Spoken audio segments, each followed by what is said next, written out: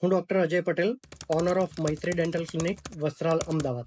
દાંત અથવા દાઢ કઢાવ્યા પછી અથવા તો કોઈ પણ પ્રકારની મોઢાની સર્જરી કરાવ્યા પછી શું કાળજી લેવી તેની હું જાણકારી આપીશ. દાંત પડાવ્યા પછી દબાવેલ કોટન 1 કલાક સુધી દબાવી રાખવાનું. 1 કલાક પછી કોટન કાઢી અને ફેંકી દેવાનું. પછી તરત જ સાદો એટલે કે વેનીલા આઈસ્ક્રીમ ખાવાનો. ત્યારબાદ તમને સમજાવ્યું હોય એ પ્રમાણે દવાઓ લઈ લેવાની. 24 કલાક સુધી થૂકવાનું નહીં અને કોગળા નહીં કરવાના. થૂક આવે તો ગળી જવાનું. 24 કલાક સુધી નરમ અને ઠંડો ખોરાક લેવાનો. કડક અને ગરમ ખોરાક લેવો નહીં. ઘામાં વારંવાર જીભ લગાવવી નહીં અને ટાંકા લીધા હોય તો 10 દિવસ પછી તોડાવવા માટે આવવાનું. દાંત પડાવ્યા પછી અથવા તો સર્જરી કર્યા પછી 2-3 કલાક પછી પણ જો લોહી નીકળતું બંધ ના થાય, સતત લોહી વહેતું ચાલુ રહે અથવા તો બીજી કોઈ પણ તકલીફ પડે તો ડોક્ટરનો સંપર્ક કરવો. તમને જે આપેલી છે દવાઓ એ બધી પૂરી કરવી. દાંત પડાવ્યા પછી અથવા સર્જરી કર્યા પછી જો સોજો આવે તો બહારથી બરફ લગાવવાનો. 5 મિનિટ લગાવવાનું, 5 મિનિટ નથી લગાવવાનું. એ રીતે 2 થી 3 કલાક સુધી બરફ લગાવવાનું. બીડી, સિગરેટ, મસાલો, તમાકુ, દારૂ અથવા કોઈ પણ પ્રકારનું વ્યસન 24 થી 48 કલાક સુધી કરવા નહીં.